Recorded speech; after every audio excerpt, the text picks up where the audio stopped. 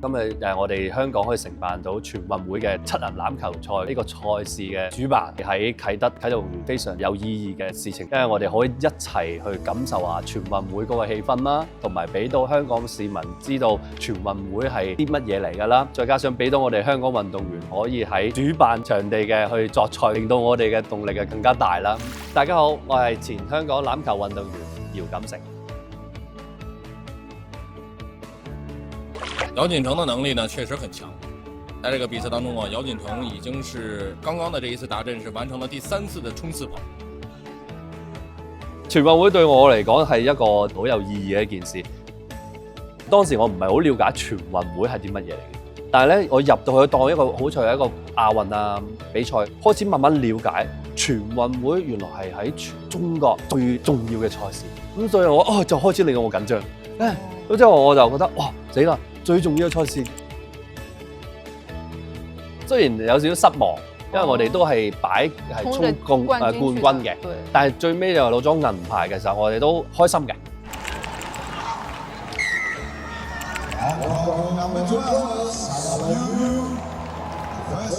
欖球個根咧喺香港咧其實發展好耐，但係如果你正式係成為全職運動嘅項目、精英項目咧，就2013年咧入咗我哋體育學院，由嗰陣時開始就一齊去凝聚咗呢班人，去打亞運啊，去打奧運啊，甚至打一啲叫做代表性嘅賽事，咁咧令到我哋凝聚力多咗，同埋合作性大咗，大家夾多咗之後咧，我哋先可以去 build up 到去到2018年我哋攞冠軍。那談談您個人跟橄欖球的一個經歷，當時是怎麼樣的一個機會開始練習橄欖球的呢？其實我自己都係一個運動員啦，一個田徑嘅選手。我對打欖球開始接觸嗰陣時候咧，其實一次嘅香港國際7人欖球賽，我覺得一個咁大嘅空間可以發揮我自己嘅速度。咁之後我就好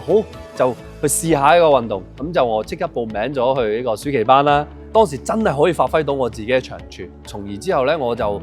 不斷有進步，不斷對呢樣嘅項目係好有信心，就開始咗呢個欖球嘅事業。由我開始打欖球到而家咧，我覺得欖球演變咧其實都好大嘅變化。第一，我哋由冇全職嘅運動員，由2013年產生到有全職精英項目，又去集中去支持呢樣嘢，去成為全職嘅訓練嘅系統。之後再帶到去社區，有好少嘅學校有一個比賽，而家係產生咗一個聯賽啦，再加上佢有一個叫學界嘅比賽啦，種種嘅所有嘢演變，令到我覺得而家欖球成熟咗好多。另外最重要真係多咗個啟德體育園呢個世界級嘅配套啦，令到我哋可以感受下唔同嘅一個世界級嘅設施同埋比賽，都會吸引到好多世界級人去嚟香港去參與呢個賽事，咁令到我哋可以有機會踏足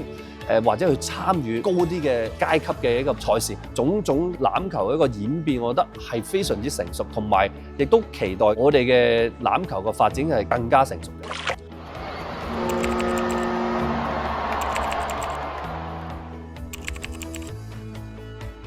啱啱退咗役，其實我都開始參與唔同嘅，俾多啲我自己嘅經驗去帶翻落去社區，運動嘅一個樂趣同埋帶給你，再加上精英嘅一個選拔，我可以從中去揀啲人才去發展運動，唔單止係欖球，可能當中我哋都可能會有劍擊，有其他運動我覺得好，你適合玩呢個依樣咁樣，我覺得係因為透過我哋嘅專業嘅角度去俾到一個知識你去，佢哋原來係適合去玩邊個項目。呢樣嘢係我想做同埋回饋嘅。那您覺得現在香港體育的風氣發展得如何呢？我覺得香港其實而家發展咧嘅運動，大家都會支持運動，我哋已經進步咗，或者比之前咧係成熟咗。因為加上我而家有啲嘅叫做金牌運動，